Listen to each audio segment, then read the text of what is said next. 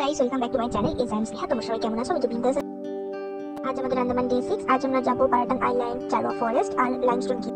তখন ঘড়িতে ভোর 4টে। আমরা বেরিয়েছিলাম বোট বিলার থেকে বারাটাং এর উদ্দেশ্যে। বোট বিলার থেকে বারাটাং যাওয়ার পথেই রয়েছে জারোয়া ফরেস্ট। পৌঁছে গিয়েছিলাম জিটকাটাং চেক পয়েন্টে। এখান থেকে এক এক করে সব গাড়ি যাবে জারোয়া ফরেস্ট থেকে। এখানকার একটা বিষয় আছে যে এখানে এই গেটের এই পারে তুমি যা ভিডিও করতে পারো, কিন্তু গেটের ওই পার থেকে মানে জারোয়া ফরেস্টে ঢোকার সময় কোনো ভিডিও, কোনো ফটোগ্রাফি কিছু করা। এইটাই লাস্ট ভিডিও করেছিলাম জারোয়া ফরেস্টে যাওয়ার আগে।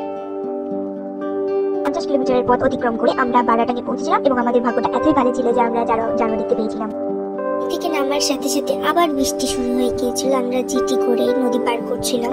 বারাটাঙে পৌঁছে আমরা ব্রেকফাস্টটা করে ওখান থেকে চলে গিয়েছিলাম বারাটাঙের মূল আকর্ষণ লাইমস্টোন কেভ দেখতে। লাইমস্টোন কেভে যেতে হলে এখানে একটা বোট করতে হবে, বোটে করে যেতে হবে।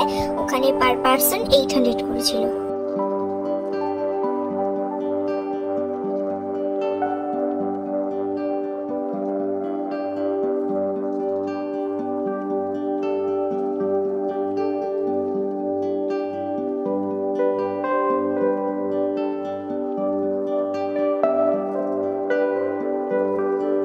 বোট নামিয়ে দেওয়ার পর আমরা 1.5 কিলোমিটার পথ অতিক্রম করে লাইমস্টোন কেভে পৌঁছেছিলাম।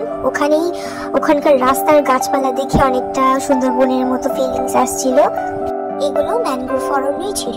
আমাদের আসার পর মানে আমাদের বৃষ্টি একদম পিছুই ছাড়ছিল না। যেখানে যাচ্ছি সেখানেই বৃষ্টি। এই রাস্তা একেবারে খারাপ ছিল আর তার উপরে বৃষ্টি ছিল। আমি তো পুরো ভিজে গিয়েছিলাম, আমার জ্বরও চলে এসেছিল। আমি হাফ রাস্তায় বসে বলছিলাম আমি আর পারছি না, আমি যাব না। কিন্তু সবাই টেনে টেনে নিয়ে গেল। গিয়ে সত্যি অসাধারণ জিনিস ছিল, অসাধারণ।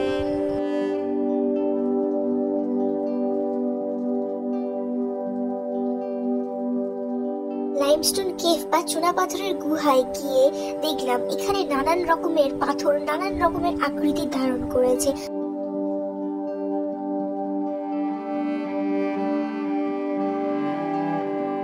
চুনা পাথরের গুহা দেখা সমাপ্তি হলো এবং আমরা আবার বারাটাঙের উদ্দেশ্যে চলে যাচ্ছিলাম। আবার 1.5 কিলোমিটার পথ অতিক্রম করে আবার আমাদের বোটে করে বারাটাং যাচ্ছিলাম।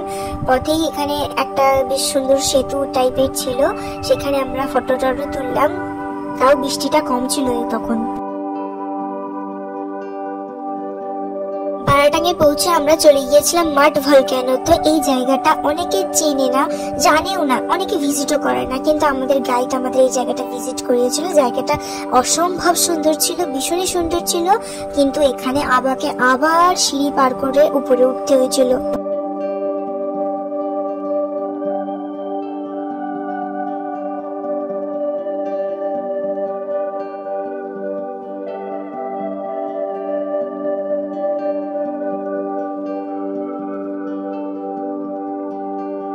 লাইমস্টোন কেভ, মাড ভলক্যানো ঘোরার পর আমরা লাঞ্চ করে আবার জেটির জন্য ওয়েট করছিলাম পোর্ট ব্লেয়ার যাব বলে।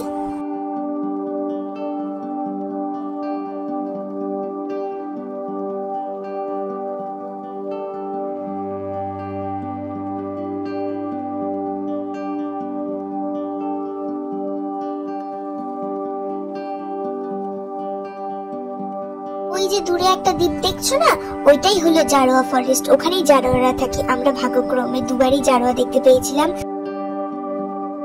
গাইস, আজকের ব্লগটা ভালো লেগে থাকলে লাইক, কমেন্ট, শেয়ার এন্ড আমার চ্যানেলটাকে সাবস্ক্রাইব করো। দেখা হচ্ছে নেক্সট ভিডিওতে। বাই।